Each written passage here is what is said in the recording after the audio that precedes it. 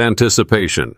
Inside the expansive hall of the Kennedy Center, cameras flashed and voices hummed in an excited symphony. It was a public event hosted by a renowned arts foundation with guests ranging from political figures to A-list celebrities.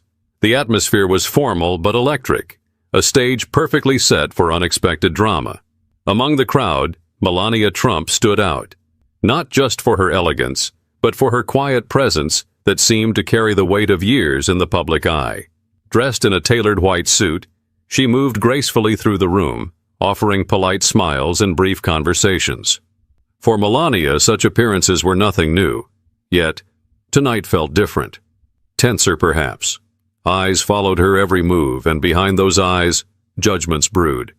In the far corner, an ambitious journalist, known for their bold and often polarizing approach, spotted her. This wasn't just any journalist. They had a reputation for turning moments of vulnerability into headline-grabbing spectacles. And tonight, they had their sights set on Melania. With their questions prepared, microphone in hand, and a cameraman trailing closely, they began weaving through the crowd, determined to corner their target. But what neither Melania nor anyone else in the room anticipated was the role her youngest son, Barron Trump, would soon play in what was about to unfold. The night was just getting started, but no one could have predicted the storm brewing in the seemingly calm room. The Kennedy Center sparkled under the glow of its chandeliers, reflecting the grandeur of the evening. Guests mingled in clusters, their laughter and chatter echoing softly against the high ceilings. Servers moved effortlessly through the room, balancing trays of champagne flutes and hors d'oeuvres, adding a touch of sophistication to the already polished atmosphere. Melania Trump, as always, commanded attention without trying. She carried herself with a poise that turned heads. But it wasn't her outfit or jewelry that captured people's focus. It was her composure. With each handshake and greeting, she exuded a calm confidence, a stark contrast to the buzzing energy of the crowd. Not far from her stood Barron Trump, taller than many adults in the room and visibly growing into his own. At just 18, he carried himself with a maturity that often surprised those around him. While his mother engaged in conversations, Barron stayed close, scanning the room like a protective shadow. He wasn't one to seek attention, but anyone who noticed him couldn't help but sense an understated presence. Across the room, the journalist, known for their sharp critiques and on-the-spot interrogations, saw their opportunity. They had been waiting for a chance to challenge someone of Melania's stature, and this was their moment. Gripping their microphone tightly, they nodded to their cameramen to follow as they inched closer to their target. With every step, their determination grew. The energy in the room remained lively, but an undercurrent of tension was beginning to ripple through as the journalist moved in. Melania was speaking with a small group of event organizers when the journalist made their move.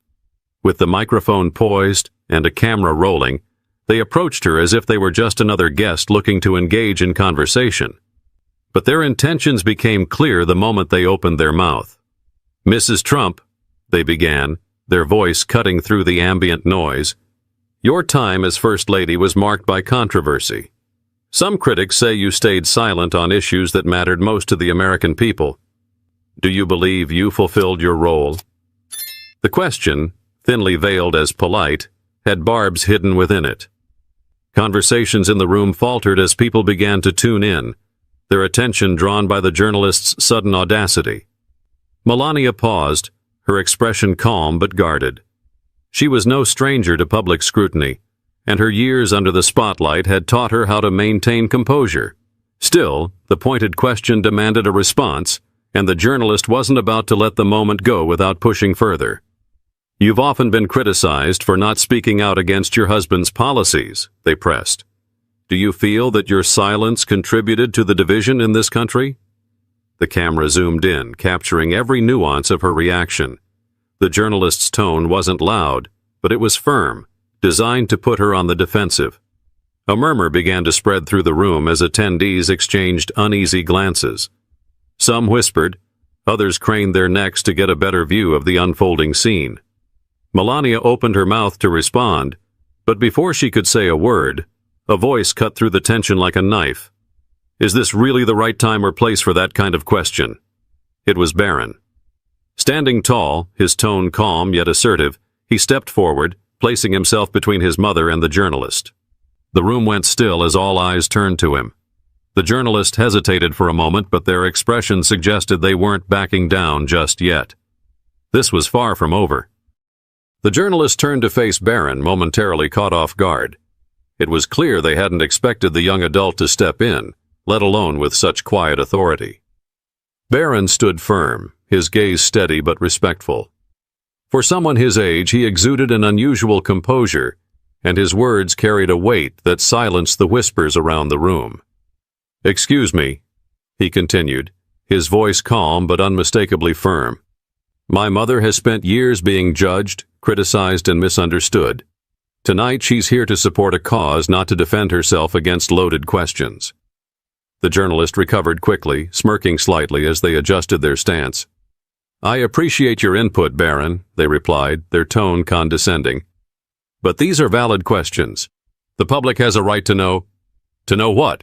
Barron interrupted, his voice rising just enough to command attention without sounding aggressive. "That you think ambushing someone at an event meant to celebrate art and culture is good journalism? If your questions were truly about the public interest, you'd schedule an interview, not corner her in a room full of strangers." A ripple of approval spread through the crowd. People began nodding and murmuring in agreement. The journalist glanced around, clearly aware that the tide was turning, but Barron wasn't done. "My mom has been criticized for staying silent, but have you ever asked why she chooses to speak the way she does? She doesn't need to yell or point fingers to make an impact. Maybe if you listened instead of trying to provoke her, you'd learn something." The journalist opened their mouth to respond, but found no words. The room had shifted entirely in Barron's favor, the weight of his words hanging in the air like a gavel striking at the end of a trial. The journalist's confidence faltered, but the night wasn't finished yet. The aftermath of Barron's bold defense would carry its own story. For a moment, the room stood frozen in silence, save for the faint hum of the camera still recording. Then, as if a switch had been flipped, the tension broke. A wave of applause rippled through the crowd, starting with a few tentative claps that quickly gained momentum. People turned to one another, some smiling, others nodding in approval of Barron's unexpected stand. Melania, who had remained quiet through the exchange, placed a hand gently on her son's shoulder.